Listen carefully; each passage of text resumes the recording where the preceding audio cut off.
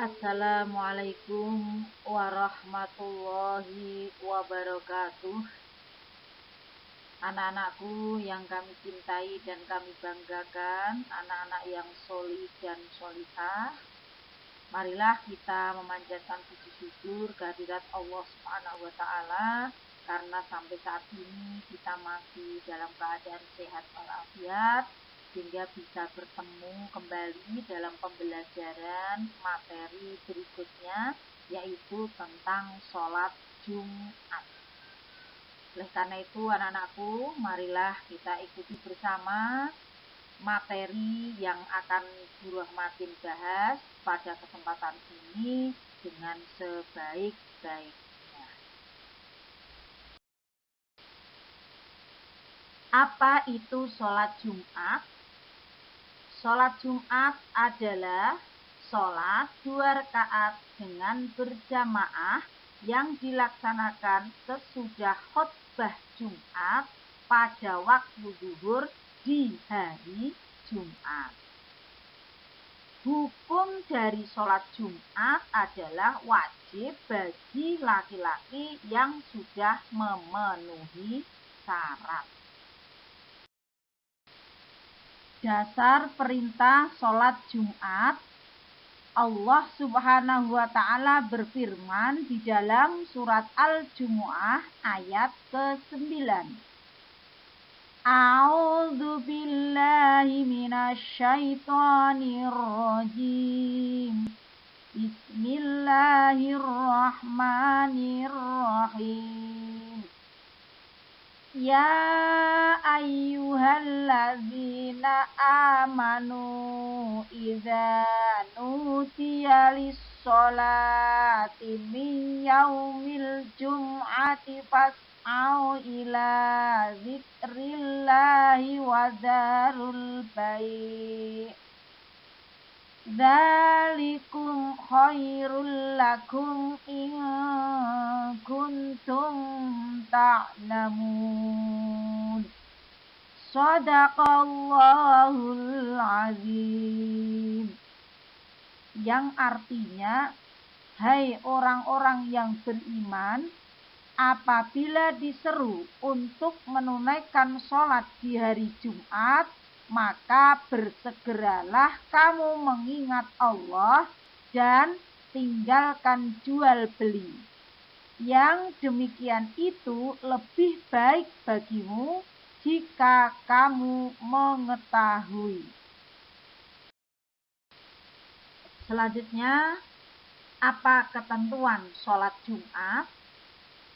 Yang pertama yang kita bahas tentang syarat wajib sholat Jumat, yaitu 1. Islam, 2.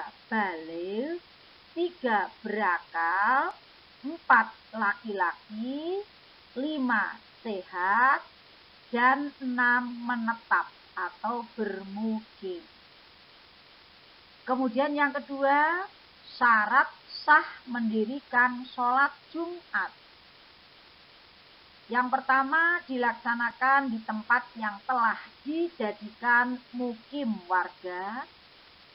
Yang kedua, dilaksanakan secara berjamaah. Yang ketiga, dilaksanakan pada waktu zuhur. Yang keempat, sholat Jumat dilaksanakan dengan didahului oleh 2 khutbah. Itu anak-anakku tentang syarat wajib sholat Jumat dan syarat sah mendirikan sholat Jumat.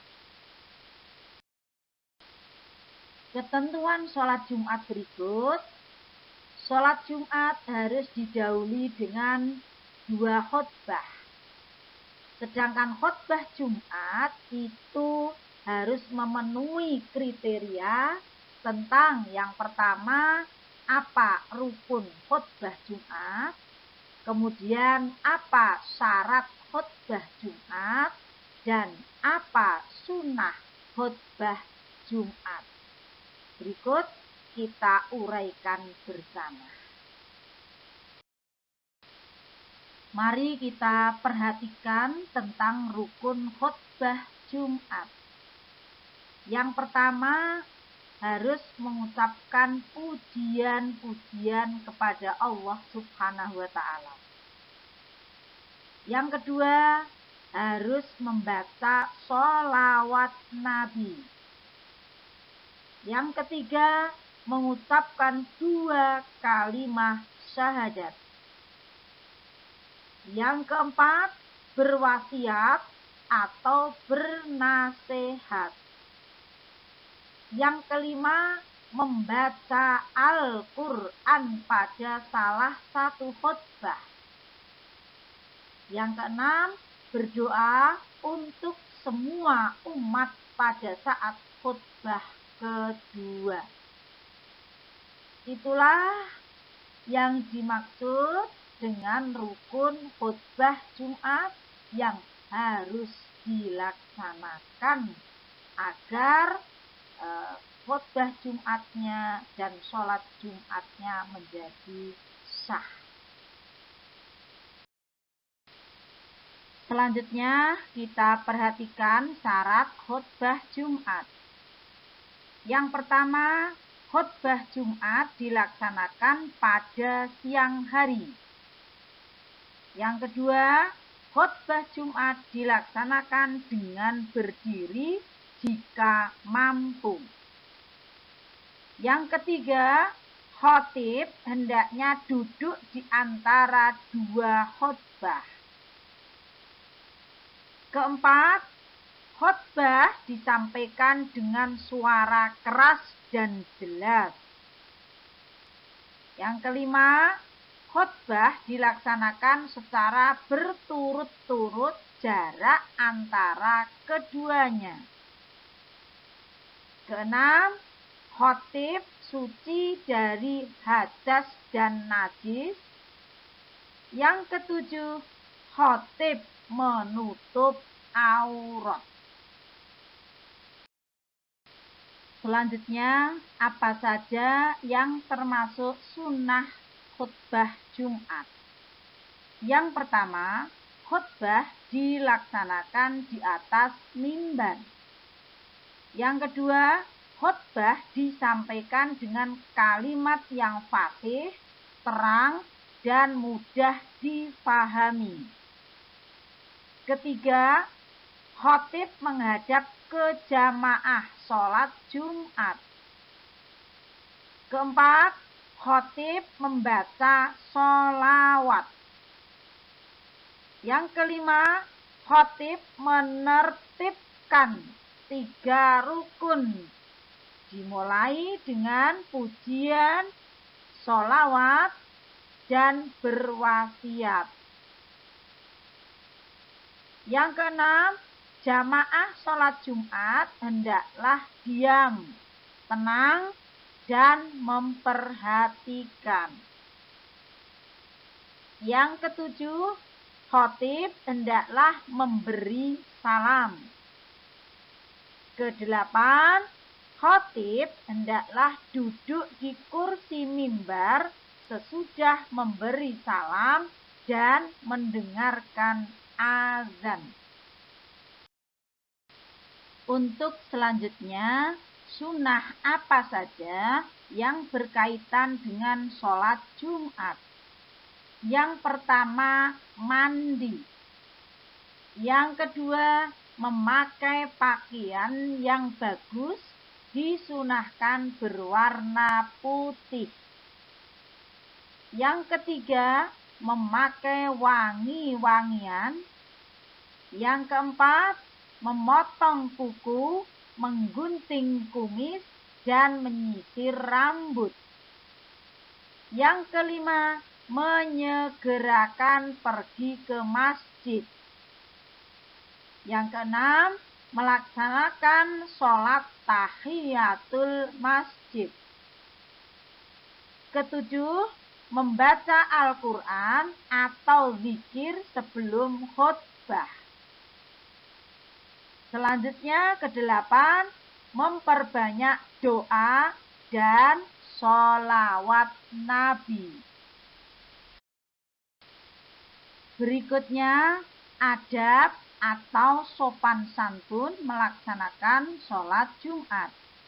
Yang pertama, meluruskan shaf atau barisan sholat.